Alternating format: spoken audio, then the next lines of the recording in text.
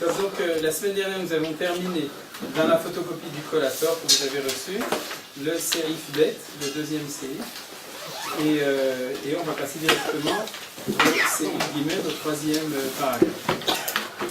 Alpi Rabbeinu Agra, vous voyez où c'est? Regardez. D'accord, il n'y a pas la pagination, elle n'est pas rentrée dans la photocopie.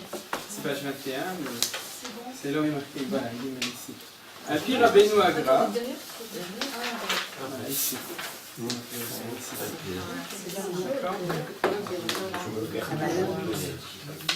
Alpi Rabbeinu Agra imnozahu tatril athalta de geula beitaruta de letata kemo shaya bimekoresh bime bait sheni misitra de smala ainu bemidatadin. C'est-à-dire que ici je traduis et ensuite on verra que le Rav Hillel Mishklov, quand il donne les éléments, il met tout de suite différentes dimensions en parallèle, c'est-à-dire en équivalence des différentes notions.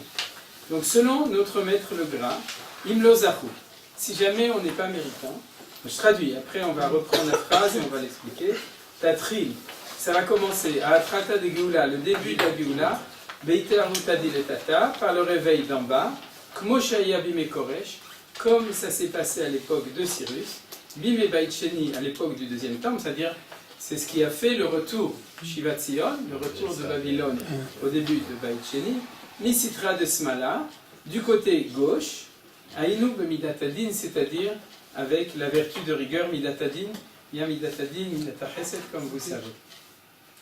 Alors il faut expliquer tout ça ensemble. C'est ça qui veut dire, il dit que toutes ces choses-là sont les différents éléments qui s'expliquent de manière parallèle quand on comprend comment ça se passe. Alors on va peut-être commencer par la notion de Tatril à Trata de Geoula, Beitarata de l'Etata et Imlozahu. Alors pour bien comprendre ça, on va prendre le texte que vous avez ici photocopié de la Gemara dans Masechet Sanhedrin. J'imagine que la plupart des choses, vous les connaissez. C'est une révision, mais ça permet, en tout cas pour une partie des gens qui sont ici, mais ça va permettre... Vous avez des textes ou non? C'est le deuxième. Ah, très bien. Il n'y en a peut-être pas assez pour tout le monde, donc prenez-en un pour deux sur tous les gens qui sont à deux. Et on va attendre 2 minutes. C'est la Gemara de Sanhedrin, c'est recto verso. C'est celle où il y a une photocopie de toute la Gemara.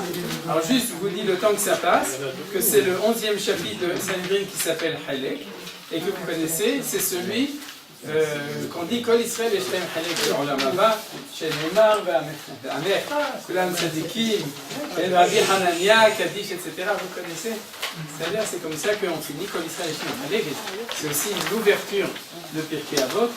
Et ce père qui s'appelle Halek, justement parce que c'est Kol Israël Eshlem Halek Olam Haba.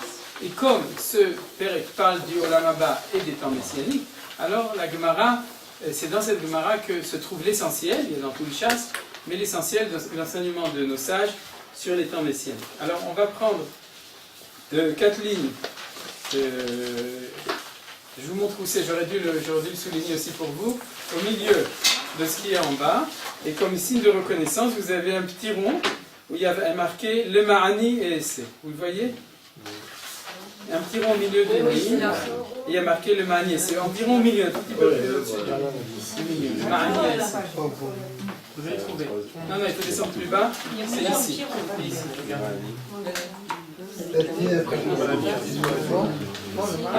Ah oui, il y a 2 petites étoiles sur la gauche. Ouais. Il y a 2 étoiles.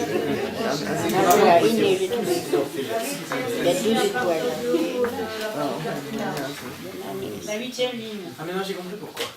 Parce que les petits ronds, ça veut dire que c'est un verset de la Torah. C'est-à-dire et en hébreu, un verset ça s'appelle Kra. Mais pour ceux qui font le Seder de Erev Rosh Hashanah, c'est Kra, c'est aussi du potiron. Alors c'est pour ça qu'ils ont mis un potiron. Donc, les cours, c'est pas le poireau. Quoi? Kra, c'est en arabe et en araméen. Voilà. Le poireau, pas. Les cours, je les cornichons. Alors donc après les mots le Ma'ani Essai, il est marqué comme ça.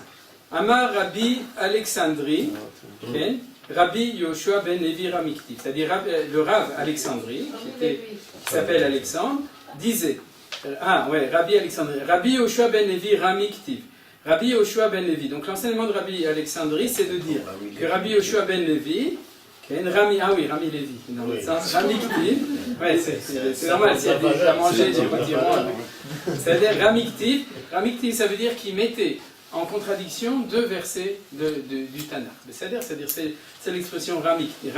C'est Rami Ktiv, il mettait en contradiction deux versets. Ktiv, il y a marqué dans ce cas-là, c'est le même passage. Be'ita, Urtiv, Ahishena. Il y a marqué que la Géoula viendra en son temps. Urtiv, il y a marqué Ahishena, qu'elle va être accélérée. L'Achish, c'est accéléré. Et donc, comment c'est possible? Et c'est même dans le même passage qu'Ani Hashem Berita Hishena. C'est une haftara qu'on lit. Et donc, Rabbi Yoshua ben Levi disait, comment est-ce que tu peux dire Ani Hashem Berita Hishena en son temps, je vais l'accélérer? C'est-à-dire, ou c'est en son temps, ou je vais l'accélérer. Et il répond, Zachu Ahishena, Lo Zachu Berita. C'est-à-dire, si on est méritant, à ce moment-là, la Géoula va être accélérée, ça veut dire avant son temps. C'est-à-dire, on verra qu'il y a deux sens. Aussi pour le Gaon de Vilna, ça veut dire ou bien de manière accélérée, c'est-à-dire que le processus se passe plus rapidement, et deuxièmement, accéléré dans le sens l'ifne beïta avant son temps, l'ozachu, si on est pas méritant, alors beïta, ça viendra en son temps. On apprend plein de choses de ça. Premièrement, on apprend qu'il y a un deadline, c'est un lifeline, c'est pas un deadline, c'est-à-dire c'est un temps où de toute façon ça va arriver, et que même s'il y a un temps où de toute façon ça va arriver, la Géoula, elle peut arriver avant. Alors, quelle est la condition pour que ça arrive plus tôt que son temps? Zahou, qu'on soit méritant que ça arrive avant. Vous avez compris? C'est-à-dire que si jamais on a suffisamment amassé de mérite pour accélérer la Géoula, alors elle peut venir avant. C'est comme les gens qui ont une dette jusqu'à pour 25 ans, disons une mashkanta, et qu'ils arrivent à rembourser leur dette au bout de 20 ans. Il y en a 40 ans, ils n'y arrivent pas, mais en tout cas, c'est ça le Ahishena, c'est-à-dire Zahou. On a été zoré d'un surplus de mérite auparavant, donc ça vient avant.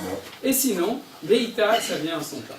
De ce point de vue-là, tout d'abord, on a une garantie que la Géoula doit venir. On a une grande question, c'est quand ce Beïta? C'est-à-dire, comment est-ce qu'on peut savoir quand est-ce que c'est le temps de Beïta? Et puis voilà, c'est tout. C'est-à-dire, il y a peut-être d'autres questions. Amar Rabbi, on fait encore une ligne, parce que d'ailleurs c'est les mêmes rabbanim, mais donc c'est aussi le même sujet. Amar Rabbi Alexandrie, Rabbi Yoshua ben Levi Rami, donc il posait le même genre de question, une contradiction entre deux psukim. Dans ce cas-là, c'est vraiment deux versets différents, dans deux livres différents, l'un dans Daniel et l'autre dans Zecharia. D'un côté, il y a marqué Ve'aru im anane shema, et c'est la suite de la Gemara.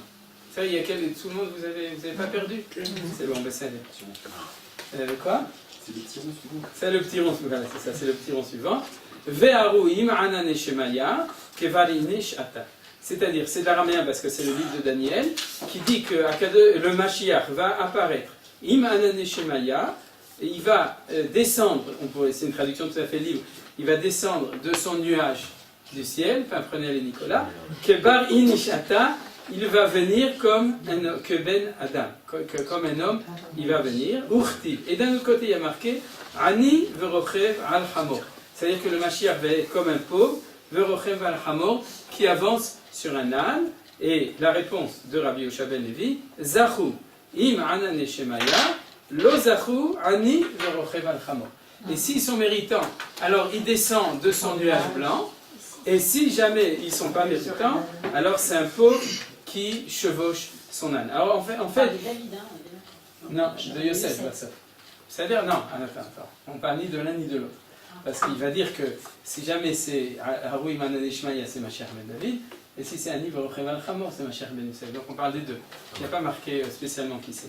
Alors c'est des notions que vous connaissez sûrement, vous les avez entendues, mais là on a l'occasion de les voir dans le texte, et aussi on va voir tout de suite l'interprétation du Gaon de Vilna. Alors, si vous remarquez, ce qu'il va faire aussi tout de suite remarquer, c'est que le deuxième enseignement va tout de suite nous dire aussi la vitesse du processus. C'est-à-dire, si ça avance à la vitesse d'Ahmar, alors ça ne va pas très vite. D'accord? C'est persévérant. Oui, le Hamor, il a de la persévérance, mais seulement, il n'avance pas vite. Alors que par contre, Varoui Ma'anan Eshmaya, c'est comme on pourrait dire, ça rentre comme dans du beurre, c'est-à-dire que ça va arriver facilement, ça va arriver vite, c'est-à-dire, tout ça c'est des notions qui vont être expliquées. Voilà. Donc, quoi? Parce que s'il vient sur un as, ça veut dire doucement. Oui, c'est ce que va dire le Péniblement. les deux, péniblement et doucement. Donc on reprend maintenant le texte. On a fini dans le texte de la Gemara. Il y a intérêt à garder ce texte parce qu'on l'utilisera aussi comme c'est une des pages centrales qui parle de ça. Donc il y a des sources qu'on verra plus loin qui apparaissent dans ce texte de Gemara. Donc il faut que vous l'ameniez chaque semaine.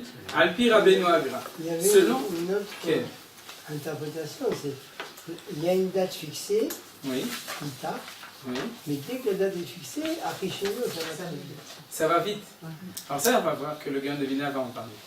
Mais c'est pas ici, c'est dans un chapitre ultérieur. Alors, Alpi Rabbeinu Agra, je reprends, donc selon notre Rav de Gra, Im lo zachu, donc c'est ça le mot-clé. C'est-à-dire que si jamais on n'est pas zoré, à ce moment-là, qu'est-ce qui se passe? Tatri la atrata de Geoula itaruta deletata.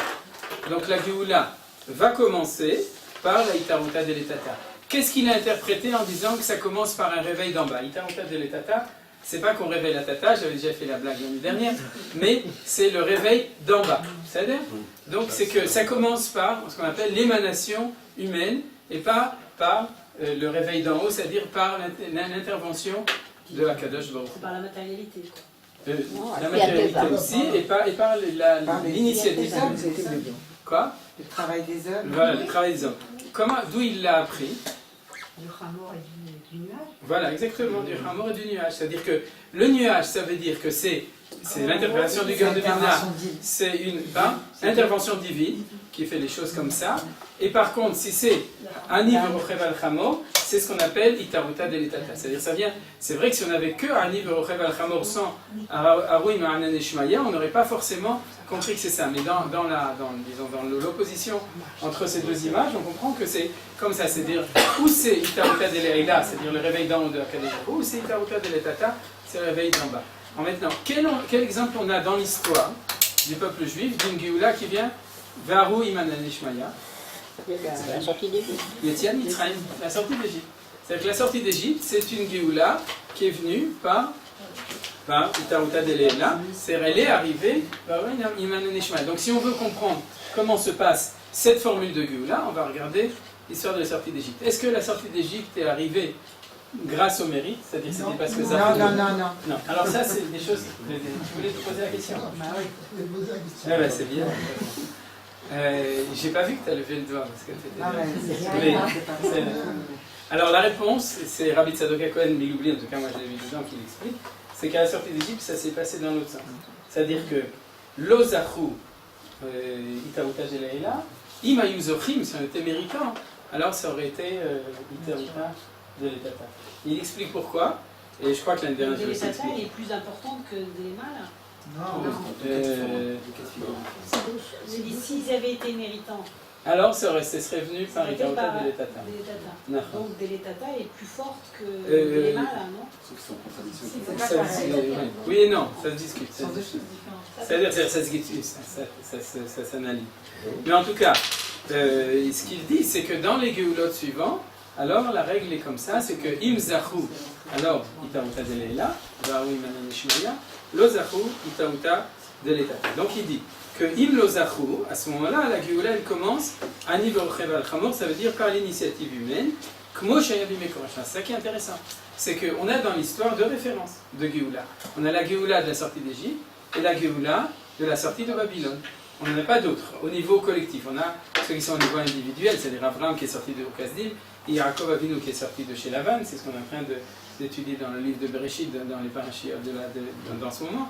Mais au niveau de la collectivité, on n'a pas d'autres références, exil d'Égypte et exil de Babylone. Et dans l'exil de Babylone, nous dit le Gaon de Vilna, c'est très important d'apprendre cette histoire, parce que c'est ça qui va nous enseigner en fin de compte comment une Géoula arrive lorsqu'elle est Beitaruta Deletata.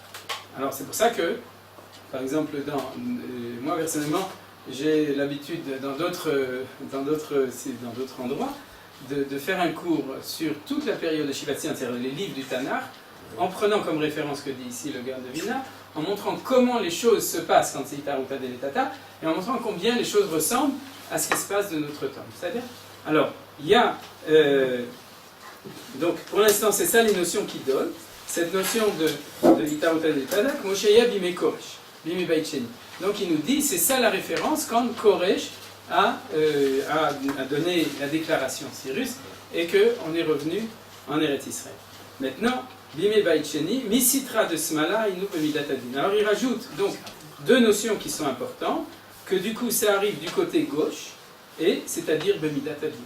Alors tout ça, c'est pas marqué dans le texte de Ani Verochev al-Chamo. C'est-à-dire la notion de Ani Verochev al-Chamo ne nous dit pas que ça vient du côté gauche, et il ne nous dit pas que ça vient du côté de Midatadin. Mais ça, c'est quelque chose que le Gaon de Vilna rajoute, c'est qu'à partir du moment où c'est l'identité de Yosef Hatzadik qui fait ça, et c'est le Mashiach d'Atralta, dans cette option, quand ça arrive en son temps, à ce moment-là, lui le fait de manière naturelle, et de manière naturelle, ça s'appelle le Midatadin, et aussi le Mashiach Ben Yosef, il a la dimension du côté gauche. D'accord. Alors la semaine dernière, on a vu qu'il y avait la dimension Mashiach Ben Yosef ou Mashiach Ben David d'en haut et d'en bas, c'est-à-dire que c'est des analyses verticales de Kabbalah, et cette fois-ci, on a une interprétation horizontale de la Kabbalah, c'est-à-dire le côté gauche et le côté droit. Ça, c'est des notions qui sont un tout petit peu plus connues. Smol veyamin, là le verset de référence c'est un verset de Shir HaShirim. Smolo tahad le roshi, veyimino Rapkeni. Alors donc, Smolo tahad veyimino terapkeni, ça veut dire qu'il y a la vertu de gauche, la vertu de droite. Et dans la Kabbalah, en général, ce qu'on a l'habitude, c'est Chesed et Din, vous le savez. C'est-à-dire le Chesed, c'est la vertu qui est à droite, ou ce qu'on appelle la vertu de droite, c'est la vertu de Chesed. Et ce qui est à gauche, c'est la vertu qui est à gauche, c'est la vertu de Din. Et du point de vue de l'interprétation que va nous donner le Gaon de Vilna maintenant, il faut s'habituer. Mashiach ben David va être celui de droite, et Mashiach ben Yosef va être celui de gauche. C'est-à-dire, c'est pas politique. Et Mashiach, celui de droite, c'est le côté Chesed. Et celui de gauche, c'est le côté de Din. Est-ce que ça veut dire que Yosef, lui, est une vertu de Din? Pas forcément. Ça veut dire que la manière dont les choses se passent pour que la Géoula arrive, c'est la manière de Din. Alors, ça veut dire quoi, Midatadin, dans ce cas-là? Est-ce que ça veut dire que c'est méchant? Alors, les gens pensent que Midatadin, c'est qu'on est méchant. Midatachesed, c'est qu'on est, que Akadosh Hu, il est magnanim. D'accord? C'est-à-dire que quand on dit Midatadin, c'est qu'on se fait taper sur les doigts. C'est l'interprétation classique des choses. Est-ce que c'est l'interprétation exact ici? Non. Alors, quelle est l'interprétation exacte? Quoi? C'est juste. Voilà, c'est de juste. Il faut faire attention, parce que juste en français, c'est Midatadin, mais juste en hébreu, c'est Midatattiferet, c'est-à-dire celle qui est au milieu, ce qu'on appelle le Yosher. Oui, la justice, c'est la Mida intermédiaire. Mais la justice, autre part, c'est la Midatadin, c'est-à-dire telle qu'elle est comprise. La justice du tribunal, c'est Midatadin. Alors donc, mais malgré tout, pour notre esprit, on appelle de justice. Justice, ça veut dire quoi? C'est le principe qui s'appelle action et réaction. Vous connaissez? Action, réaction. Ça veut dire quoi? Ça veut dire que selon ce que tu fais, tu reçois. Si tu ne fais pas, tu ne reçois pas, et si tu fais, tu reçois. Alors c'est ça le zechut, de l'ozachut. Il a fait. Je vais y arriver tout de suite. Le diouk, c'est tout à fait exact.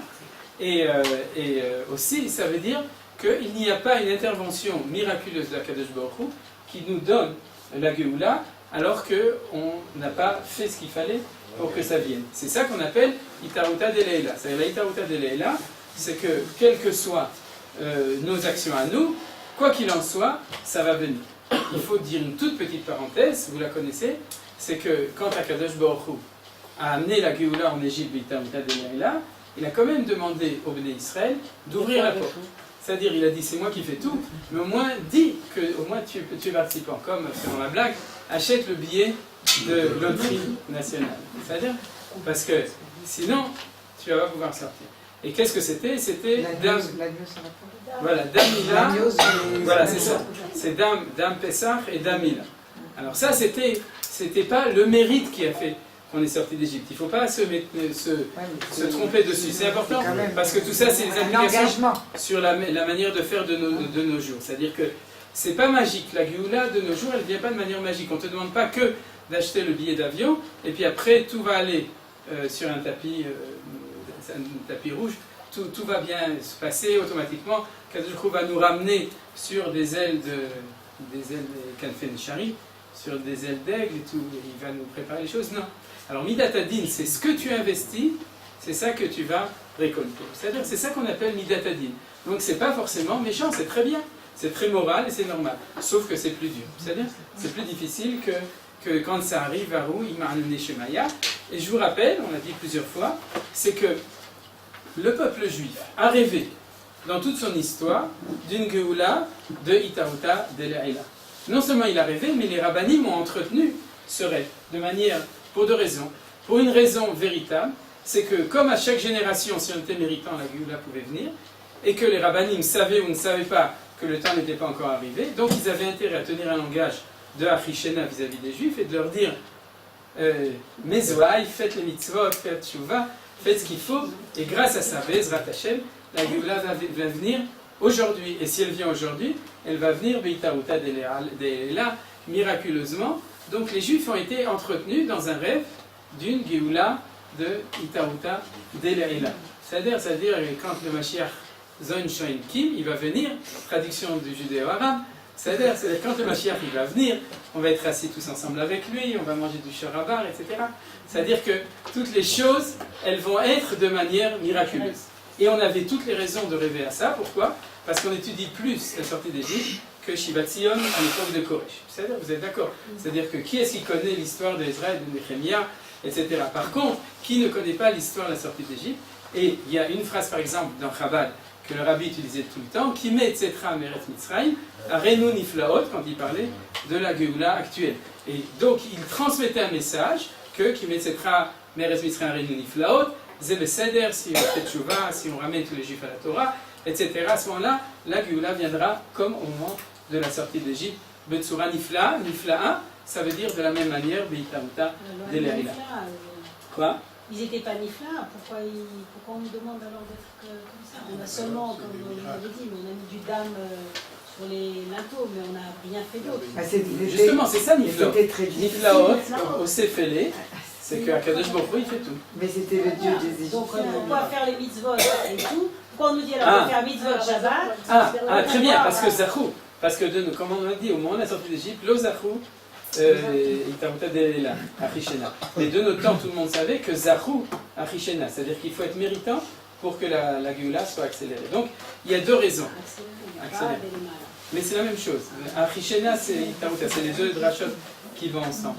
Et donc, la première raison pour laquelle les rabbinim ont toujours tenu un langage comme ça, c'était la raison réelle pour inciter les juifs justement à être zoré, être méritants pour que la Géoula arrive véritablement comme ça. Et la deuxième raison, c'est une raison psychanalytique, c'est que la galoute était déjà tellement dure que si on leur avait dit que la Géoula, ce ne serait pas facile non plus, ils auraient été désespérés. Par contre, au niveau du contraste, c'est-à-dire de rêver d'une Géoula extraordinaire, quand c'est tellement dur d'être dans la galoute, alors ça correspond à un besoin intérieur des Juifs. Je dis tout ça parce que vous savez très bien que ce langage de Géoula, Nifla, etc., c'est le langage commun encore aujourd'hui, et c'est ce qui, à cause de ça, empêche souvent les gens de se rendre compte que le temps qu'on vit, c'est le temps de Géoula, puisqu'ils sont toujours en train d'attendre la Géoula de Achishena, Arenu Niflaot, Varoui Manishmaya Beitaouta Deleila, ils sont en train d'attendre ça, et comme ils ne le voient pas, et que d'un certain point de vue, ils ont raison, parce que c'est vrai que c'est pas comme la sortie d'Égypte, il n'y a pas Arenu Niflaot, alors ils disent alors c'est pas un temps de Géoula. Donc c'est très important d'interpréter ou de connaître cette interprétation des textes pour savoir pourquoi. Tout d'abord, on a une déformation historique, on pourrait dire, et sociologique et psychanalytique en tant que juif, qui est normale, on pourrait dire non, mais c'est normal. Il faut faire un switch dans la tête pour comprendre que tant que ce n'était pas le temps, il fallait vraiment rêver à une Géoula de Achishena, et que maintenant, si c'est le temps, et c'est le temps, alors il faut changer de conception et commencer à regarder et à entrevoir et à apprécier une Géoula qui est véritable. Alors maintenant, sur ta question, j'ai oublié ton Élie. Ah, c'est pas difficile. Alors donc, sur la question de Élie, qui a demandé, il y a une contradiction, il y a marqué Lo Zachou, Veïta, et j'ai dit que Midat Adin, c'est qu'il faut être Zoché? La réponse, elle est claire. C'est que l'Ozachou, d'abord, ça ne veut pas dire que le peuple juif n'est pas méritant jusqu'au moment. Disons qu'aujourd'hui, c'est le Beïta, ça ne veut pas dire que dans toute l'histoire du peuple juif jusqu'à maintenant, le peuple juif n'a pas été méritant. Mais il n'a pas été suffisamment méritant pour permettre le déclenchement de la Géoula beaucoup plus rapidement. C'est-à-dire que si on parle en termes de chiffres, on pourrait dire qu'on est arrivé à 80% du mérite, mais on n'est pas arrivé à 100% du mérite pendant les temps d'histoire jusqu'au moment de Beïta. Si on était arrivé à 100% auparavant, alors à ce moment-là, il y aurait eu la Géoula avant. C'est très important de dire ça tout d'abord pour ne pas enlever le mérite de toutes les générations d'avant. C'est-à-dire qu'il y a accumulation du mérite c'est la base même de l'interprétation de l'histoire, en général l'histoire du peuple juif en particulier, c'est que l'histoire est une histoire où on avance grâce au fait qu'on est Metaken Olam Malchut Shaddai. C'est-à-dire que chaque personne et chaque génération fait avancer l'histoire, et cet avancement de l'histoire est dû au mérite accumulé. Donc, de dire l'Ozachou et que c'est nous qui faisons tout et que les générations d'avant, ça vaut rien du tout, c'est Kfiutova, comment on appelle ça en bon français? De l'ingratitude. De l'ingratitude, voilà, de l'ingratitude, Zébarou, qu'on doit avoir de la gratitude, puisqu'on étudie l'enseignement du gras. Donc il faut reconnaître le mérite de toutes les générations qui étaient avant, mais d'un autre côté, il faut accepter que ça n'a pas été suffisant. C'est pas de leur faute, c'est comme ça, d'accord? Ils ont fait aussi, ça se trouve beaucoup plus que ce que nous on fait au niveau du mérite, mais c'était pas suffisant. Et d'ailleurs, d'un certain point de vue, à Kadosh Baruch Hu, peut-être qu'ils le savaient. Ils ont quand même un petit quelque chose, c'est avec quoi on mesure le scout? C'est quoi Mais nous, on ne mesure pas, c'est à Kadosh Baruch Hu qui mesure. C'est les deux, C'est tout ensemble. C'est-à-dire que c'est le pâturage, c'est ce que tu veux. C'est quand même, c'est ce que marque le Rambam dans Ilchot Shuvah. Vélo, on connaît ces choses, et là, El Deot Hashem. Il n'y a que lui qui sait comment on mesure ces choses-là. Et nous, on n'est pas des tailleurs qui servent là pour faire des mesures. On est ici, on est des tailleurs. Quoi? Si on ne sait pas comment on peut s'améliorer. Ah, parce que c'est-à-dire que du point de vue historique dans toute la Galoute, chacun devait s'améliorer dans ce qu'il avait à faire. De nos jours, on va arriver tout de suite à la réponse à la question, je finis après, je vous donne. C'est-à-dire que de notre jour, ce que tu as dit qu'il faut, Midatadin, c'est par mérite, et c'est justement la réponse. C'est que, puisque on n'est pas arrivé au 100% de mérite qui aurait permis à la Géoula de venir de manière miraculeuse, accélérée, avant son temps, et Be'an Anishmaïa dans un nuage, à ce moment-là, ça veut dire que quand le temps arrive, on n'est pas arrivé au bout de nos peines, et la Géoula doit venir parce que c'est Beïta, mais d'un autre côté, le mérite doit être là. Donc on est en train de compléter par nos actions le mérite qui devait être fait, et c'est pour ça que ça vient Bemidat Adin. Par contre, ça peut venir Bemidat Chesed, si au niveau du Tachloum, du paiement, on a tout payé à ce moment-là, Kadosh Baruch Hu déclenche les choses de manière Chesed Gamou, alors qu'aujourd'hui, on va voir qu'il y a toujours du Chesed avec du Din ensemble, mais il y a aussi du Din parce qu'il y a l'exigence de terminer par nous-mêmes le travail en faisant par nous-mêmes la Géoula. C'est ça la réponse. Donc c'est Nachon, c'est le fait de compléter le Zachou au moment où on fait la Géoula qui s'appelle la notion de Sitra de Smala, c'est-à-dire de Midat Adin. Et ça avance pas très vite. Smala. C'est comme ça qu'on dit à l'arabe, non? Hein? Ça veut dire quoi? Ça veut dire Shem Shel Allah. Ça veut dire Hashem Shel Allah. Ah, donc c'est pas ça, c'est l'air. Ah, ça, je sais même pas. Alors, Étymologiquement. Ceux qui ont précédé, ils avaient un travail d'achat qui était beaucoup plus fort, plus de Mouna, mais qu'est-ce que nous, on peut faire pour Adaïn Archeshena, là où on en est? Ah, ça, on l'étudiera plus tard. C'est ce que j'ai dit. C'est la remarque, c'est votre remarque, c'est de dire que même en son temps, il y a une dimension Beïta en même temps que Archeshena.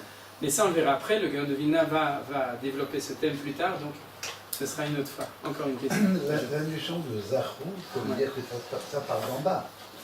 Ah, de toute façon. Oui, alors c'est pour ça que c'est un peu gênant. Donc si il y a Zahou, il y a Taravouta d'une Tata. Non, c'est-à-dire que l'éveil qui est provoqué par le Zahou des gens d'en bas, c'est un éveil qui est provoqué par le bas. oui. Mais bon, d'abord, il faut bien comprendre que le temps de Géoula, c'est un temps de révolution. On va tout de suite le voir dans la suite du texte. C'est-à-dire que c'est un changement de temps. C'est-à-dire qu'il y a une époque qui se termine. Dans l'époque qui se termine, comme tu dis, ce Zachou, c'est une étaruta deletata permanente depuis Adam Arishon, depuis Abraham, depuis la sortie d'Égypte, où on nous demande de manière permanente de faire du taruta deletata, d'accord? Alors, si on l'a fait comme il faut, c'est comme si on sort à la retraite.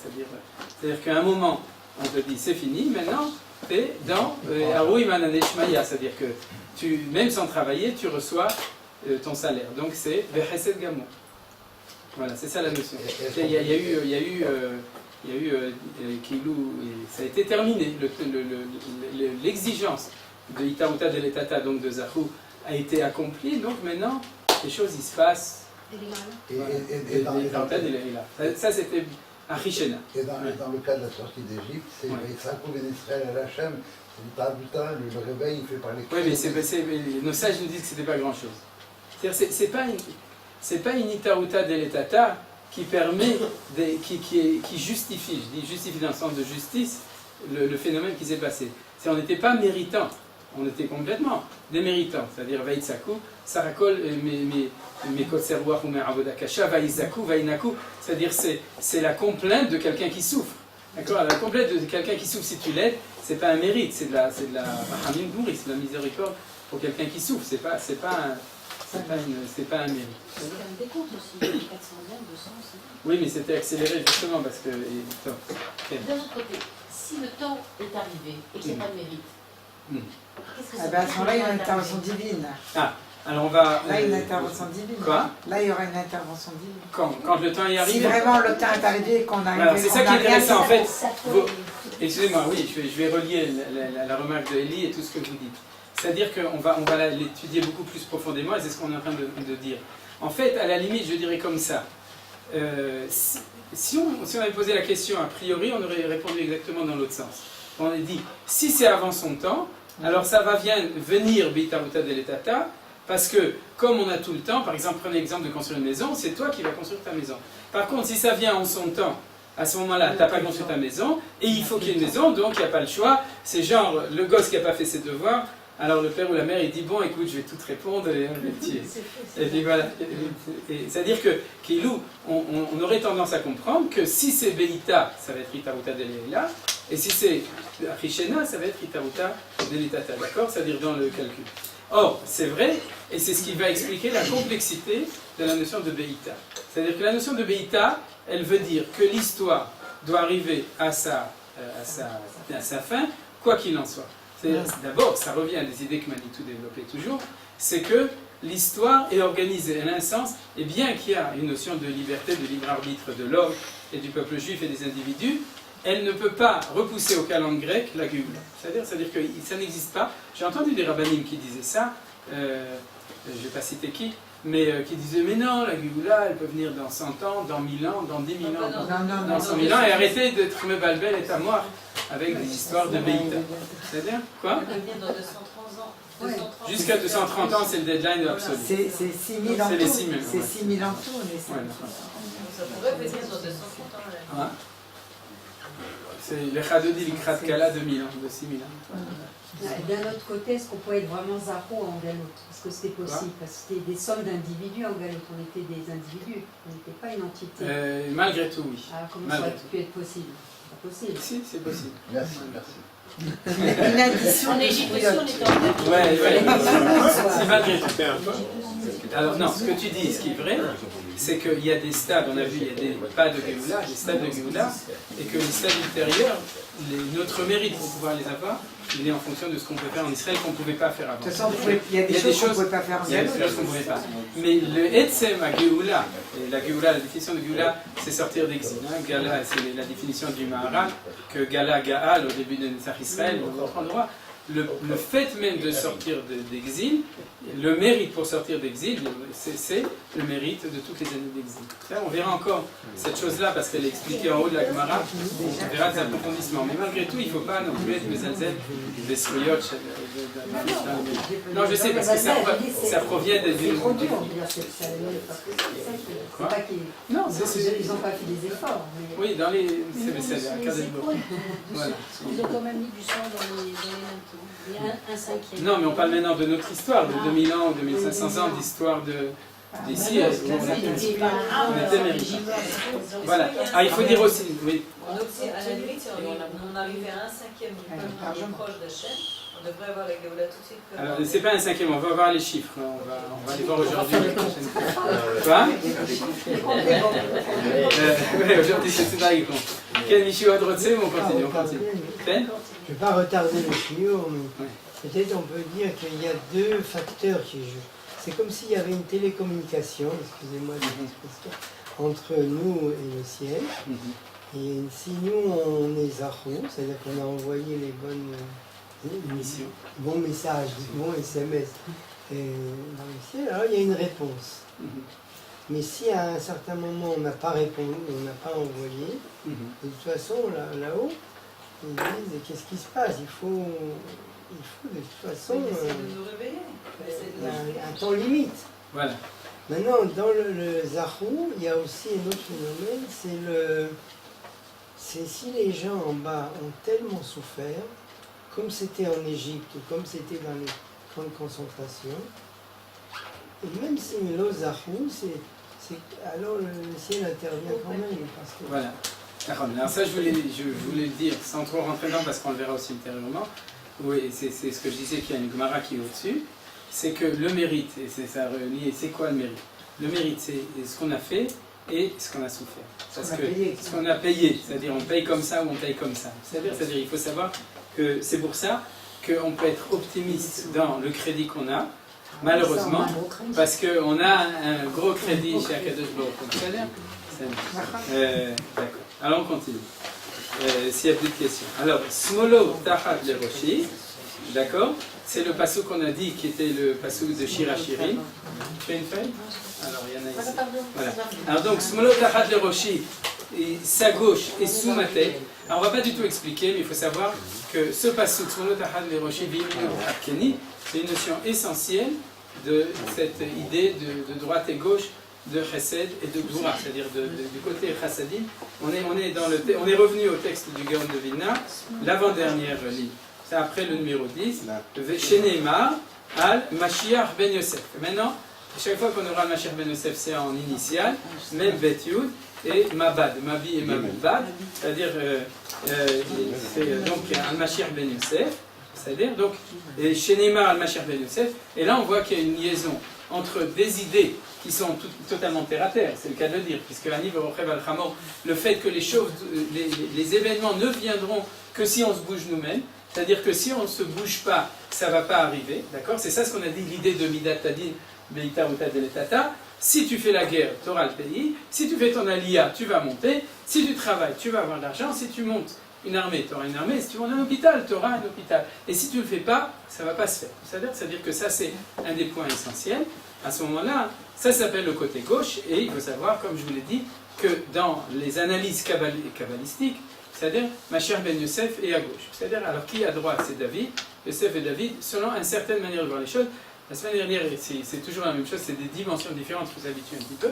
On a vu en haut et en bas dans les deux sens, et maintenant on voit à droite, à gauche, c'est-à-dire que David est du côté droit, Hassadim, et que Yosef est du côté gauche, Gvurot. Ce qu'on appelle Gvurot, c'est Dinim, c'est la même chose. C'est-à-dire Gvurot, c'est le nom qui est plus utilisé au niveau des Sphirot, Chesed Gvura, mais Gvura, c'est dit. Maintenant, il faut bien savoir toutes les implications de cela. Gvura, c'est dans son sens. C'est-à-dire quoi, la Gvura? Maintenant, on peut vraiment l'utiliser, même plus que Midat Hadin. C'est-à-dire quoi, la Gvura? C'est justement l'initiative humaine. C'est-à-dire que si tu fais les choses avec héroïsme, la Gvura, c'est avec héroïsme, si tu te bats, alors tu auras les choses. C'est pour ça que, par exemple, les gens qui étudient, si vous voulez étudier le Rav Kook dans Oroth, on voit qu'il utilise presque tout le temps cette notion de Gvura, c'est-à-dire elle revient tout le temps, et pour le Rav Kook, cette Gvura, il fait tout le temps allusion à cette analyse des choses. C'est-à-dire que la Gvura revient dans le peuple juif. Non seulement on fait avec Gvura, mais aussi par Siyata d'Ishmaïa, la notion de Gvura renaît dans le peuple juif. On le voit chez nos enfants, qui sont avec énormément de Gvura. Ou t'es vétillé. Avoir du courage pour participer à la Gvura. Voilà. C'est le courage, l'héroïsme, les deux choses. Vétillé, Berishion, Malchea Umot. David était aussi courageux. Oui, bien sûr, mais David c'était un Mashiach Ben Yosef. Le Mashiach ben David, il est de ben David, mais David, ça c'est ce que le Gaon de Vilna. Le Gaon de Vilna, il met tout le monde dans sa poche pratiquement, on va le voir. Alors d'accord. Donc c'est pas une. C'est éloché. Uveti et Berishayon malchei haumot. Ve'achar kach tavo geoula shlemut ha-geoula misitra de'imina. Je m'arrête ici. Donc la geoula va venir avec la permission des rois des nations. Ve'achar kach, et après tavo shlemut ha-geoula misitra de'imina. La plénitude, la geoula shlema va venir entière, va venir misitra de'imina du côté droit. C'est-à-dire, comme nous avons appris. En fin de compte, c'est ce qu'on a parlé la semaine dernière sur ce qu'on appelle Yichud Tren Meshichin, l'unité des deux Meshichin. Le but final, c'est pas l'un et après l'autre, et que le deuxième va écraser le premier pour pouvoir prendre sa place dans la conception, on pourrait dire, darwiniste de l'histoire, c'est-à-dire que le plus fort écrase le plus faible pour prendre sa place. Pas du tout. L'idéal final, c'est les deux ensemble. Mais malgré tout, au début, on doit commencer par l'un des deux. Qui démarre? Alors je l'ai dit, si jamais c'est Achishena, celui qui démarre, c'est Mashiach ben David. C'est pas marqué ici, mais ce que je vous ai dit que Varou Anadeshmaya, c'est démarrage par Mashiach ben David. Si jamais on est dans le Lozachou, on est dans le Beïta, celui qui fait démarrer tout, c'est Mashiach ben Yosef, donc c'est par l'émanation d'en bas, par l'initiative. Si David il vient avant mais après David, Yosef, il n'a pas besoin de venir. Si, parce qu'on a besoin des deux. Si vous dites que David il est malin, s'il vient d'abord lui, oui. Ben Yosef il n'a pas besoin d'être là. Si, parce qu'en fin de compte... Il n'a plus de travail, comme vous dites la dernière fois, vous avez dit Ben Yosef il arrive, il fait son travail, et le mieux c'est quand David vient, Mashiach ben David vient, il s'associe, c'est-à-dire il continue le travail de Ben Yosef. Oui, mais en fin de compte... Et les deux en fait se complètent. Mais ils se complètent. Mais un ne tue pas l'autre, l'autre s'en va avant. Se complètent justement, se complètent par exemple, c'est le yichud entre Itaruta de Leila et Itaruta de Letata. Ani le Dodi, le Dodi li. Mais c'est comme vous dites, arriver à destination, c'est Ben David, donc pourquoi je vais repartir avec Yosef? Non, arriver à destination, c'est les deux ensemble. Ça c'est clair et net. Le seul problème, c'est quel est celui qui fait démarrer le processus. Contrairement à ce que les gens comprennent d'habitude. Vous savez, je l'ai dit la semaine dernière, et je le redis maintenant. C'est-à-dire que... Une question peut en cacher une. Non, si ça vient d'en haut et que le temple il est déjà construit, Hachem il peut faire des miracles même au niveau du pays. Je veux dire, si on n'a pas besoin de trimer, nous, pour construire des routes, des hôpitaux, etc., et que le temple vient directement, là on aura des adrachot, Hachem il nous dira exactement quoi faire, on n'en aura plus besoin d'un intermédiaire qui est Mashiach ben Yosef. Alors justement, derrière votre question, ce qui se cache, c'est la réponse. C'est que non. C'est-à-dire, c'est que, de nouveau, si jamais, je dis en une seule phrase pour répondre, si jamais l'idéal du monde, c'est pas que Dieu se révèle et que nous on est écrasés par sa présence, mais un dialogue entre Akadosh Baruch Hu et nous, bon ça c'est une idée qui revient toujours dans l'enseignement de Manitou, ça peut être au niveau de la tfila, au niveau de la titavo, c'est-à-dire que Kulam Yedou Oti, c'est-à-dire que tout le monde me connaîtra, mais alors à ce moment-là, il faut de toute façon toujours une émanation d'en bas, une émanation d'en haut. Alors bien sûr, l'émanation d'en bas sera sans difficulté, mais elle sera quand même une taruta de l'étata. Alors là, on est dans le haut, le bas. Ensuite, on est dans les choudim du droite et de gauche, qui, pour ceux qui s'occupent de Kabbalah, c'est des choses qui sont évidentes. C'est-à-dire, n'oubliez pas que, par exemple, le masculin et le féminin, c'est la droite et la gauche. C'est-à-dire, l'homme, il est du côté de Chesed, la femme, elle est du côté de Gvura. Posez pas de questions sur pourquoi c'est comme ça. Alors qu'il y a marqué le Torah Chesed à l'Eshana, parce qu'on irait dans d'autres directions. Mais, en tout cas, il n'y a pas, je m'excuse pour ceux qui ne sont pas dans cette situation, mais il n'y a pas d'idéal d'être célibataire. C'est-à-dire que l'idéal, c'est d'être un couple, et c'est ça le yichud. Et n'oubliez pas que la shrina, elle n'apparaît que quand il y a zachou, c'est le même mot, zachou, c'est-à-dire, et à ce moment-là, elle est au milieu du yichud entre les deux. Donc tout ça, c'est la permanence de l'idéal de l'histoire, et c'est pour ça que la question qui se cachait derrière était aussi une non-compréhension de ce que c'est que l'idéal messianique. C'est-à-dire, le Ramchal, c'est un texte que peut-être à un moment, une fois on le fera sur cette question, mais pour l'instant je préfère ne pas le faire. Le Ramchal, dans un texte dans Seigrot qui parle du même sujet, il amène un autre exemple qui est pertinent, qui est tout à fait pertinent. la fertilité n'apparaît que quand il y a un yichud entre le côté masculin et le côté féminin. C'est-à-dire toute séparation entre le côté masculin et le féminin amène on appelle ça la stérilité de l'histoire. C'est-à-dire que c'est pas vrai que s'il y en a un qui dirige, à ce moment-là tout va se passer comme il faut. Oui, il faut un seul boss pour que les choses se passent très bien. Ça c'est possible, mais nous on est plutôt dromadaire que chameau. C'est-à-dire, puisqu'on dit qu'il faut deux bosses. C'est-à-dire, vous savez, une fois, il y a un chameau qui demande à un dromadaire, il lui demande « ça bosse ?» Il lui répond « ça bosse, ça bosse. » Ouais, d'accord. Donc, oui. Je voudrais qu'on assiste, comprendre cette histoire qui est marquée là, Rishayon Malché Aoumot. Alors, ça, je n'ai pas encore expliqué. Je n'ai pas encore expliqué. Donc, ce qui dit que c'est Rishayon Malché Aoumot, c'est une nouvelle notion. C'est-à-dire, c'est une nouvelle notion qui rajoute en plus. C'est que si ça doit venir Beitaruta Deletata, on pourrait croire que Itaruta Deletata, c'est que nous les juifs, on fait tout ce qu'il faut, on va piocher, on va assécher les marais, etc. Mais pour que ce soit un vrai Itaruta Deletata, il faut que ce soit fait avec l'assentiment des nations. Il faut que les nations, en tant qu'ensemble des nations, nous donnent le feu vert pour pouvoir faire le processus messianique. Alors pourquoi? Ça fait partie de la compréhension du Gaon de Vilna, de l'idée de Itaruta Deletata. Itaruta Deletata, il faut que Melech Malchi Amlachim Akadosh Baruch Hu donne son accord pour que ça commence. Par contre, si c'est vient d'en bas, alors il faut que le monde entier, ça revient à l'idée essentielle et fondamentale, que le processus messianique n'est pas un processus de séparation du peuple juif de l'histoire du monde, comme certains rêveraient que tous les autres ils vont crever et que nous, on va rester, t'as pas besoin de couper, parce que j'ai dit que c'est pas ça, d'accord? C'est qu'au contraire, c'est un processus qui, in fine, en fin de compte, va être un processus universel. Le temps où il va arriver en tant qu'universel, c'est le temps de Mashiach ben David, parce qu'on va voir qu'en gros, comme j'ai dit, que le Gra va donner sur Mashiach ben Yosef pratiquement tous les rôles messianiques, et on va se demander qu'est-ce qui reste au Mashiach ben David. Alors c'est une des choses, mais c'est de ramener le monde entier, ça va faire.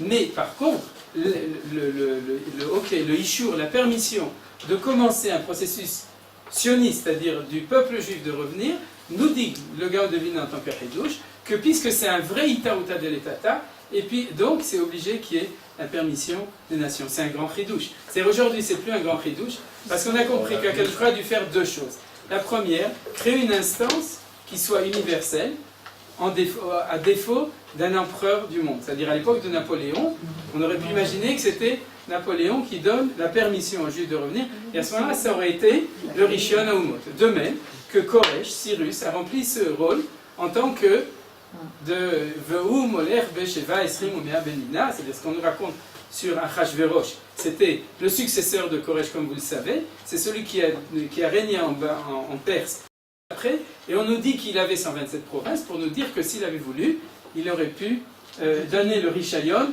pour que la Géoula se fasse. Celui qui l'a fait au début, c'était Koresh, c'était Cyrus, et donc il a rempli la fonction de l'ONU. Mais les Mahmirim disent que dans la mesure où que 127 provinces, il n'y avait pas l'Alaska, il n'y avait pas la Chine, il n'y avait pas Wallis et Futuna, donc il y avait un Safek. Est-ce que le Rishayon de Koresh, c'était un Safek qui était valable aux yeux du bon Dieu pour pouvoir commencer la Géoula? Ou est-ce qu'il valait mieux quelque chose? Donc les gens ont dit il faut le faire le Khumra. Alors pour le faire le Khumra, il faut être sûr que toutes les nations sont là-dedans, et Akadosh il a dit je suis d'accord avec vous, le Khumra on va faire l'ONU. Et donc on a fait l'ONU en 1946, afin qu'en 1947, il puisse y avoir un vote. Ah, il y avait le SDN avant. D'accord, c'était en 1900. La déclaration Balfour pour la SDN. Et ensuite, le 29 novembre, le Ishur de donner la possibilité de reconnaître la reconnaissance de l'État d'Israël. Donc vous voyez, pourquoi ça s'est passé comme ça? Non, ce qui est extraordinaire, c'est ce que je vous ai dit. C'est qu'à posteriori de l'histoire, ça nous semble presque naturel, c'est-à-dire c'est miraculeux. On le sait que les États-Unis et la Russie se sont mis d'accord à ce moment-là pour voter, etc., qu'il y a eu un rov, et une majorité qui n'était pas du tout garantie à ce moment-là en 1948, mais malgré tout, c'était Beseder Ateva, c'est-à-dire selon l'ordre de nature, les choses se sont faites. Mais a priori, de penser qu'à quel jour on va mettre en place des institutions comme ça, et qui vont donner leur accord, ça c'était pratiquement impensable. C'est-à-dire qu'il le concevait à l'époque de Gaon de Vilna, comme le fait qu'il y aurait un Napoléon ou un autre empereur qui donnerait son Rishayon. Et c'est pour ça d'ailleurs que Herzl est aussi allé voir tous les empereurs de l'époque pour essayer d'avoir cette autorisation à ce moment-là. Mais Akadosh Baruch Hu a préféré le faire le Khumra et pas le Kula, comme on l'a expliqué. C'est-à-dire en étant sûr qu'il y avait 100% au moins de représentants, même s'il n'y avait pas 100% d'accord. David avant Joseph. Non. Non, parce que ça, c'est la... Non.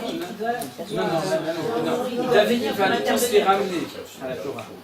Mais l'accord pour pouvoir commencer, ça c'est toujours de Yosef. Alors regardez, dans la remarque 12 qui est marquée en bas, il y a marqué, je crois que c'est dans votre photocopie, c'est aussi souligné, il y a marqué Yesh Letzayen. Vous voyez au milieu de la remarque 12, Yesh Letzayen, Shirayon Ze היה מוסכם ומקובל אצל כל אנשי ארץ ישראל, תקופת תלמידי הגר"א, מייסדי יישוב במשך תקופה ארוכה אחריה, כפי שהצהיר מפורש הגאון המקובל רבי יעקב לוי ז"ל, אב בית דין ומראשי ועד הכוללות חושים וחסידים, מובא במגיד תרכב, גיליון 26, במאמרו של הרב ד"ר חיים גוריה על חברת יישוב ארץ ישראל. Bon, j'ai lu en vitesse, je ne sais pas s'il y avait toute la dernière ligne, mais en tout cas ça veut dire qu'il fait remarquer que cette tradition que la Géoula viendra avec l'autorisation des nations, avant que ça arrive, c'était déjà transmis chez les Talmidei Agra, et c'est écrit dans un journal qui s'appelle le journal du Maguid, en 1872, le Guilion 26, vous pouvez le rechercher dans Internet. Et donc vous verrez que c'était déjà connu avant, bien avant, déjà, que de tradition du Graï, ça se transmettait, c'est-à-dire on le savait, on attendait, on essayait de faire ce qu'il faut, pour que ce soit le Rishayon Malchet ou Motaolam. Si vous n'avez pas de questions, on continue. La choix, c'est de la Shema, on le verra après. C'est-à-dire, on le verra après, c'est un problème dont le Gaon de Vilna traite. Alors, pour l'autorisation des nations, c'est au début. Mais une fois que, par exemple, aujourd'hui, maintenant, il n'y a plus d'autorisation des nations. D'après le Gra, c'est au début qu'il faut l'autorisation. Oui. Et après, c'est pas... Après. Mais c'est quand même devient après. Une fois que tu as signé le contrat. C'est comme pour Paro. Mais c'est oui, d'accord. Et après, mais pour Paro, c'est un chidouche. Manitou, il disait aussi justement que même pour Paro, il y avait marqué Vaï Beshalar Paro. Bon, c'est écrit dans les autres écrits qu'il fallait aussi que Paro donne son autorisation. Mais malgré tout, il faut bien comprendre que là-bas, c'est un beaucoup plus grand chidouche. Parce que là-bas, on a dit que c'était Beitaruta de Leila. Et en fin de compte, l'autorisation de Paro n'a pas amené un processus où les Umot Haolam, les nations, c'est-à-dire Paro et son empire, ont été des associés positifs de la Géoula, puisqu'ils ont été coulés. Donc, en fin de compte, c'est une question pourquoi on avait malgré tout besoin. Et là, j'ai pas de réponse. C'est-à-dire que je sais que Manitou répétait tout le temps ça, que aussi chez Pharaon, mais selon le développement qu'on a ici. Alors, Nisharti Besheila, j'ai pas eu l'occasion de rester quand même. Il a recréé l'autorisation. S'il change d'avis, tant pis pour eux. Donc il fallait. Donc elle était comme le chef du monde. Oui, mais dans la mesure où c'était une Géoula Beitaruta de Leila, donc on n'avait pas forcément besoin, et c'est ce qu'on explique le fait qu'il y a Irmit et Pharaon. C'est-à-dire que la Géoula vient envers et contre tous. C'est-à-dire contre les Juifs, c'est ce qu'on appelle le Chipazon, c'est-à-dire contre qui, ce qui est marqué dans le Passou, qui beyet Chazaka.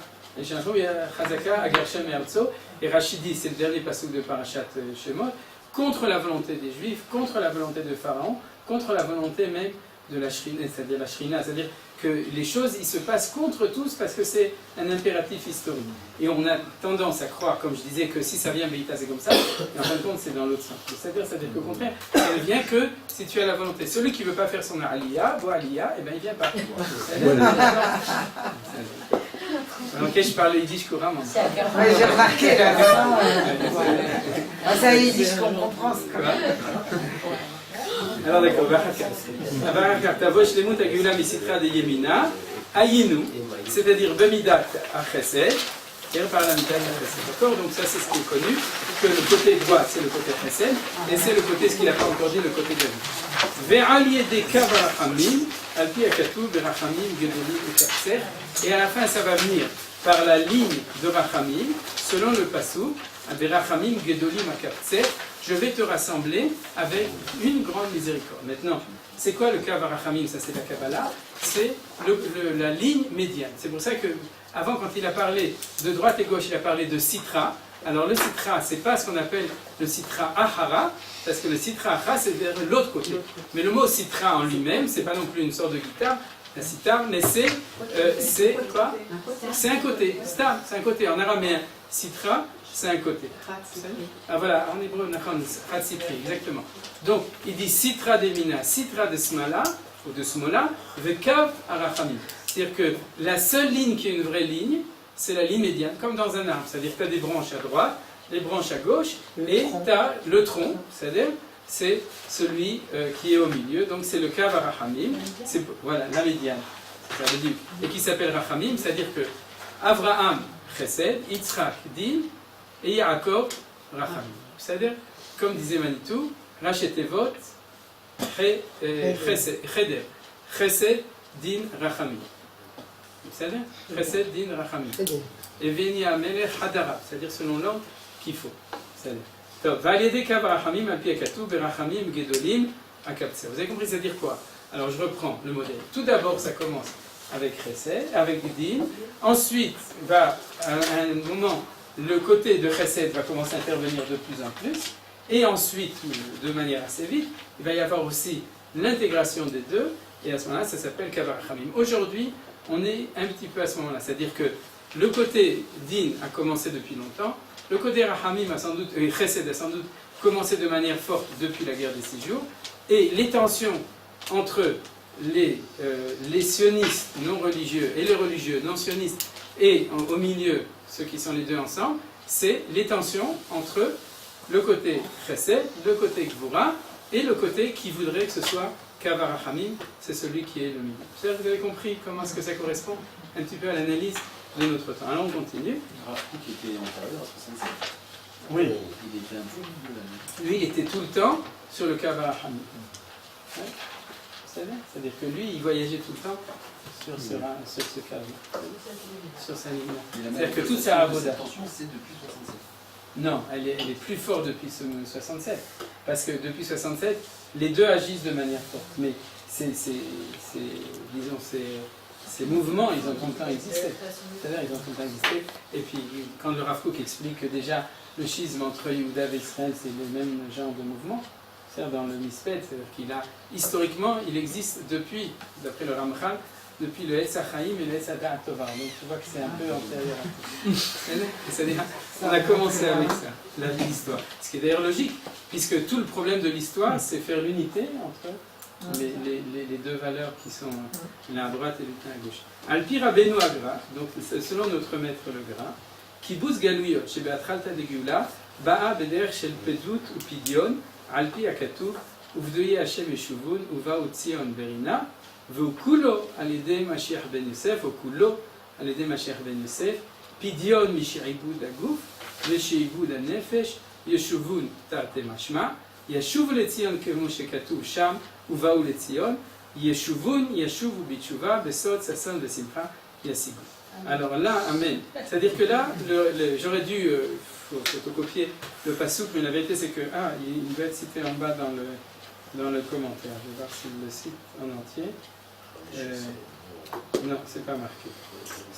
Donc je vais le citer par oral. Il interprète un passouk, et en interprétant ce passouk, il explique des nouvelles notions. Alors je vais prendre le passouk. C'est une chanson, la plupart des gens le connaissent. Uvdoye Hashem Yeshuvun Letzion Berina, Vesimchat Olam al Rosham, Sasson Vesimcha Yasigu, Venasuya Gon Vanacha. Donc je l'ai cité, et maintenant on chante avec la guitare. Donc il y a marqué comme ça. Uvdoye Hashem Yeshuvun. Je le traduis. Je suis désolé de. Excusez-moi, peut-être qu'on l'a dans la photocopie. Peut-être qu'il est cité en entier, parce que j'ai photocopié le. Oui, il y a en tout cas le début du passouk. Quoi? Il est dans la remarque 120. Tout en bas. Vous voyez? Il y a tout le passouk. Yeshaya ou Lamed Yud. Dans la remarque 120, sur le verso de Sanhedrin. Vous l'avez ici? Vous l'avez? Là où il y avait Sanhedrin qu'on a étudié de l'autre côté. Alors il y a le verset en entier. On va le lire, on va le traduire tout d'abord. Et on va terminer. Alors, donc. Si vous avez une autre, vous n'avez pas du tout. Alors, Uvdoye Hashem Yeshuv. Alors, libérer. D'accord? Le pidion, c'est pas pidion nefesh ou des choses comme ça, c'est pas de la. Il y a une autre traduction classique de pidion nefesh, c'est de la. Oui, c'est le rachat, voilà. C'est le rachat. Mais c'est une fausse traduction à propos de la Géoula, parce que pidion, c'est pidion shouim, c'est libération. C'est pas les racheter contre de l'argent. Livdot, c'est libérer. C'est-à-dire, et donc la libération, les ouvriers Hachem, ceux qui seront libérés par Hachem Yeshuvun vont revenir. Maintenant, il y a un nun en trop. Il y aurait dû y avoir marqué Yashuvu. C'est-à-dire, Yeshuvun, c'est un pluriel. C'est-à-dire, Yashuvu, ils vont revenir. Mais là, c'est un pluriel. Uvaou Tzion Berina, ils vont venir à Tzion dans l'allégresse. Vesimchat Olam al Rosham, avec une joie éternelle sur leur tête. Sasson Vesimcha Yasigu, ils vont atteindre le Sasson et la Simcha. Venasu Yagon Va'anacha, et à ce moment-là, Nasu vont s'enfuir, vont disparaître. Yagon, la tristesse, Va'anacha et le soupir. D'accord? Derechagav, dans la Tfila, on dit Vaser Mimenu ou Vela Malchi. Non. Oui, mais c'est dans Melech Ored Shekar Mishpat. C'est comme on dit au début de l'Armida. Comment ça commence la bracha? Shiva Shoftenu Veshona V'yoratzen U'Patchila Vaser Mimenu Yagon Va'anacha. Donc quand on dit Vaser Mimenu Yagon Va'anacha, on fait référence à ce passage et on demande d'arriver à Sasson Vesimcha. C'est-à-dire, alors le problème est de savoir qu'est-ce que ça veut dire Sasson Vesimcha. Le Rav Kook va tout de suite dire que Sasson, c'est le côté de Yosef, et Simcha, c'est le côté de David. Maintenant, dans ce sens, quand il va l'expliquer, il va dire que Sasson, c'est au masculin, Simcha, c'est au féminin, Simcha, c'est un nom féminin, même les garçons qui s'appellent Simcha, c'est au féminin, le mot Simcha, et Sasson, c'est un nom masculin. C'est lui qui, le Mashiach Ben Yosef, qui nous a sonné pour la Géoula, c'est pour ça qu'il s'appelle Sasson. Mais il y avait pensé déjà avant moi. C'est-à-dire que... Quoi? C'est le smartphone.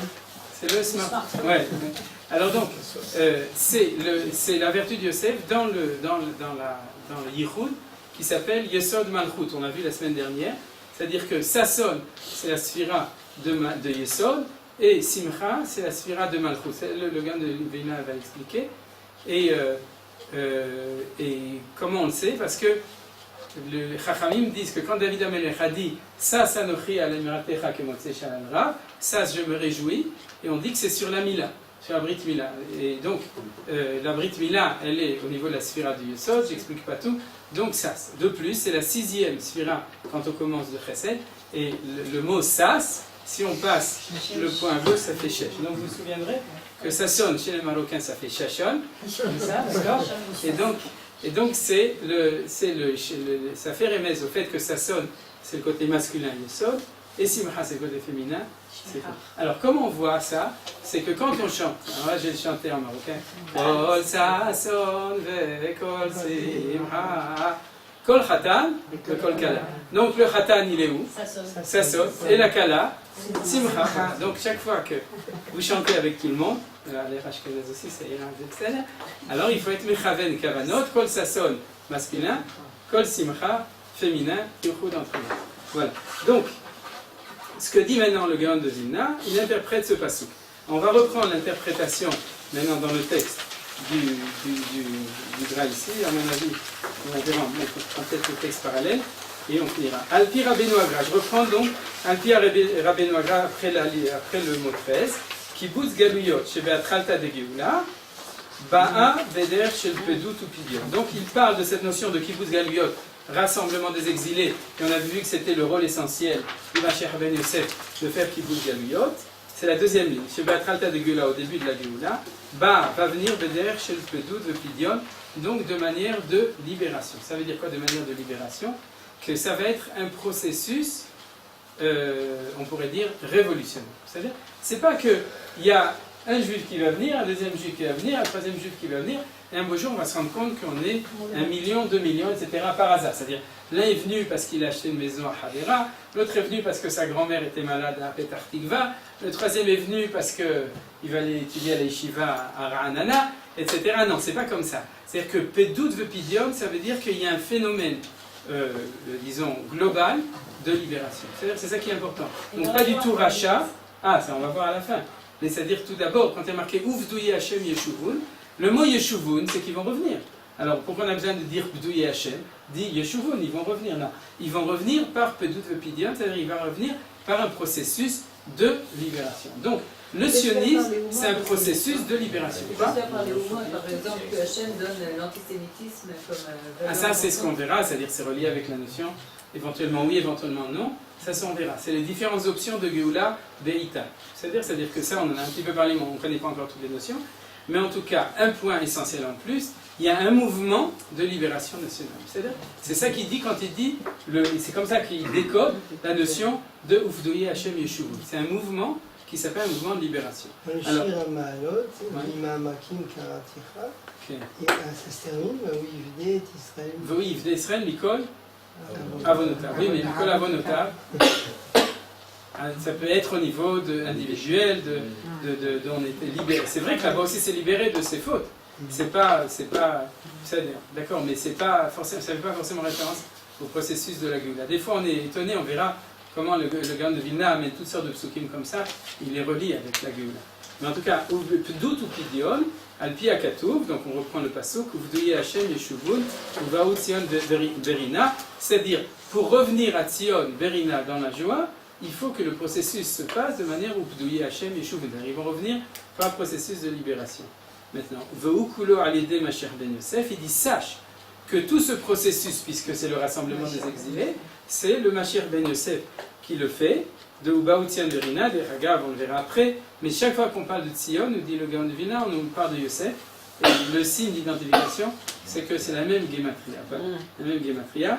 Pidion, alors ce qu'il dit maintenant, Pidion Misheibud Agouf, Sheibud Anefesh. C'est-à-dire le Pidion, c'est le contraire, non pas, c'est pas un rachat, c'est le contraire du Sheibud, c'est-à-dire être libéré. C'est le contraire de l'esclavage, de l'asservissement, c'est-à-dire de l'asservissement. Et il dit, ce sera en même temps une libération de l'asservissement du corps et un asservissement du nefesh, de l'esprit.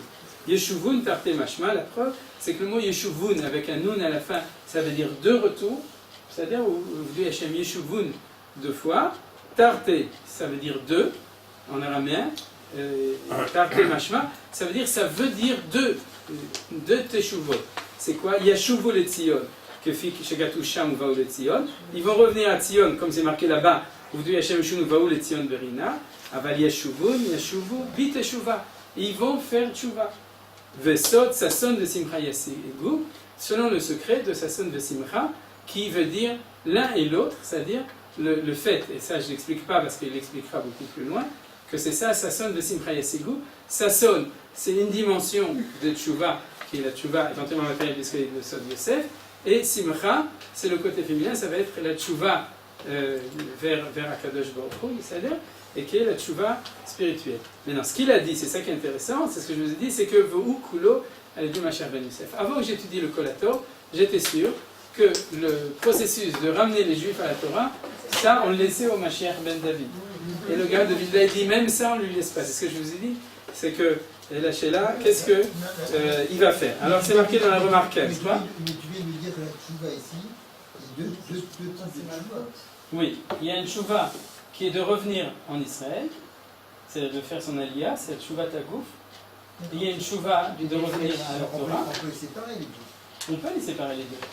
Lui, il est en train de dire que les deux sont deux. Il dit que les deux vont arriver par Mashiach ben Yosef.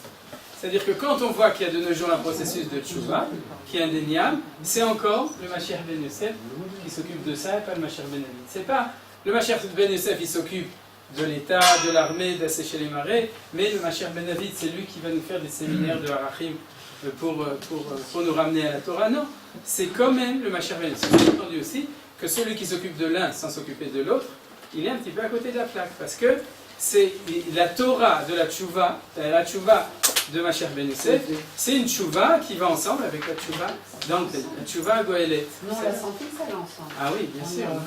Physiquement et puis... Mais qu'est-ce qu'il laisse, Mashiach ben Yosef? Quoi? Alors c'est marqué dans la remarque 15.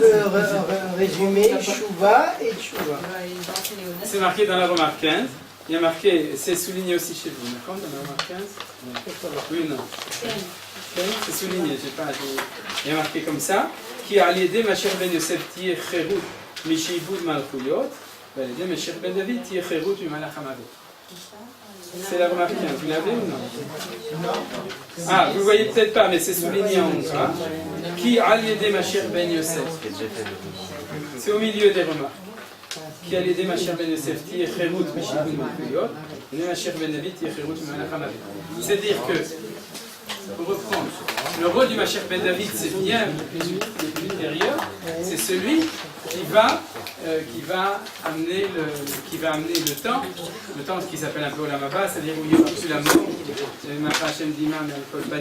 et qu'il n'y aura plus le Yetzirah, etc. Ça, c'est Mashiach ben David.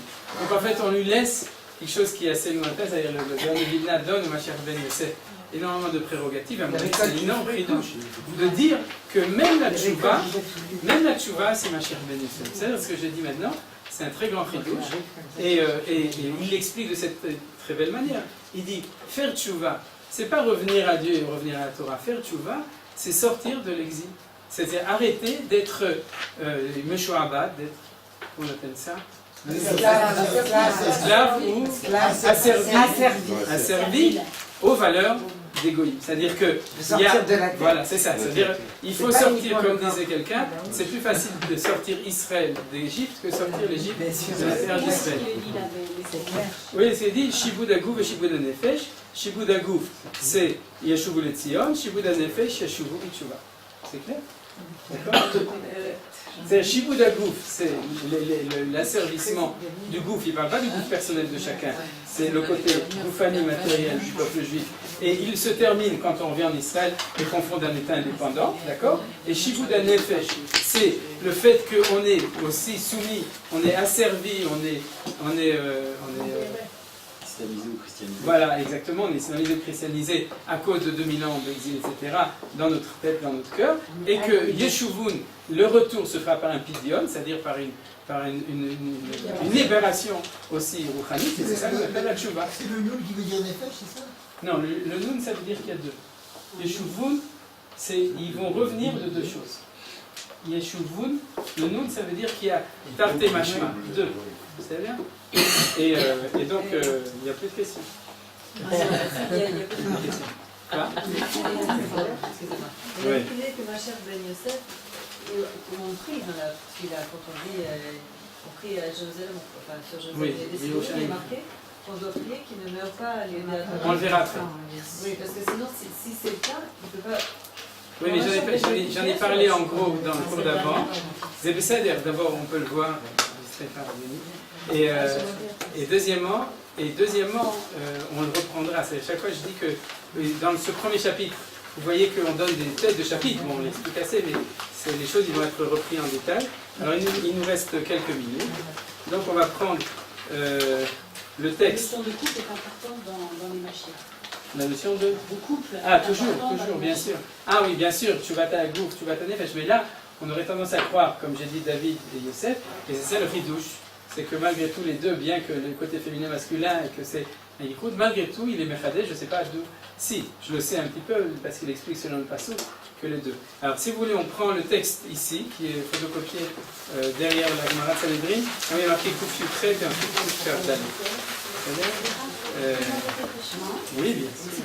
Est-ce que ça veut dire aussi qu'il y a un hichud entre la sphère de Yesod et la sphère de Malchut? Oui. Bien sûr. Les sphères aussi. Ah, tout le temps, c'est ça les yichoudim. Ce yichoud, c'est ce qu'on dit dans la Tfila, chez nous les Sfaradim, les Shem Yichud Kutcha Brichou Ushchinte.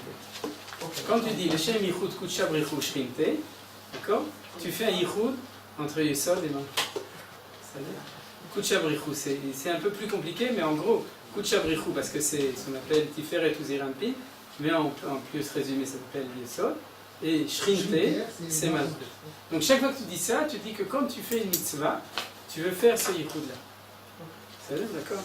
Alors, bien entendu, comme ce n'est pas le sujet en général au niveau Kabbalah, donc je n'explique pas plus aujourd'hui, mais peut-être que petit à petit on aura l'occasion. Alors, Koufiu Tret, vous voyez, Koufiu Tret,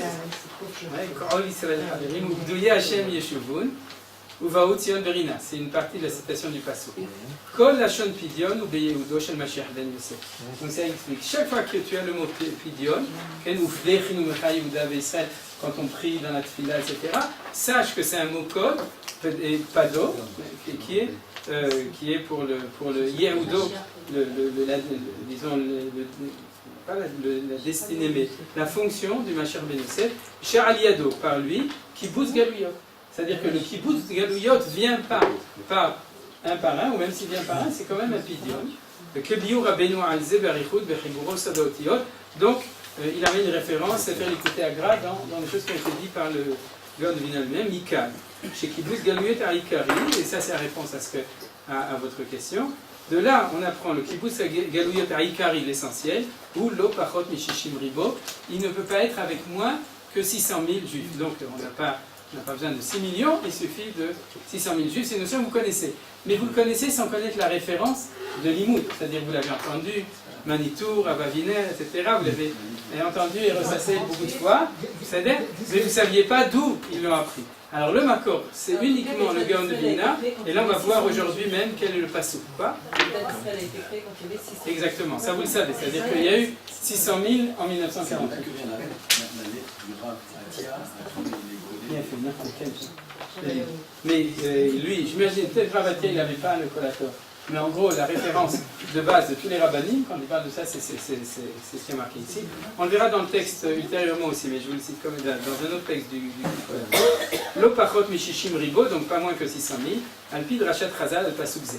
Donc c'est basé sur un enseignement de nos sages sur ce Pasuk, Bekesher Linyan Shne Aktarim Maase Egel Betikuno, à propos des deux couronnes, et l'histoire du Hegel, du Vaudor, le Tikkuno et le Tikkun du Chet Hegel. Je vais tout de suite vous dire, et c'est par là qu'on va finir.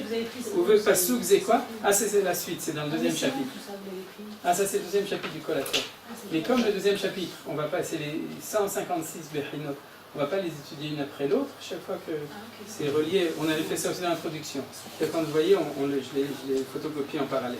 Donc, ou veut Pasuk, ça sonne des Simcha Yasigou. Non, pardon. Pasukze, ou Pasukze, ça sonne Vesimcha Yasego, et sur ce Pasuk, la fin, ça sonne Vesimcha Yasego, ou Drachat Chazal Alze, et la Drachat de nos sages dessus, dans Souka, chez Alze Amarabenu, et là-dessus a dit notre Rav, Ilo Lonivra el Alasig et Kavanat Agmara Benyanze, si je n'avais été créé que pour comprendre l'intention de cette Gemara dans Souka sur cette chose-là, Kedayulo, ça valait le coup que je suis venu dans le monde. C'est ça que disait le Gaon de Vilna. Donc, on comprend que c'est un point essentiel de l'enseignement du Gaon de Vilna. Voilà, exactement. Les Karakavana ou Albet Meshichim, et l'idée essentielle, c'est sur les deux Meshichim. C'est-à-dire que ça sonne de Simcha, mais malgré tout. Mais quel est le Passouk? Ah, alors le Passouk, c'est Oudou Yachem et Shuvun. Le Passouk qui est marqué 620. Et alors, je vais vous expliquer. Alors, on va terminer comme ça. Agmara dans Shabbat. On n'a pas fait de décompte. Non, on n'a pas fait. Agmara dans Shabbat, elle dit comme ça. Elle dit que quand les Bnei Israël, ils ont dit Naaseh ou Nishma, d'accord? À la fin de la il a envoyé 600 000 anges, et il a mis, chaque ange est venu avec 2 Ktarim, un Keneged Naaseh, un Keneged Nishma, et il les a mis sur la tête de chacun. C'est-à-dire qu'ils avaient chacun 2 Ktarim, une couronne sur une couronne.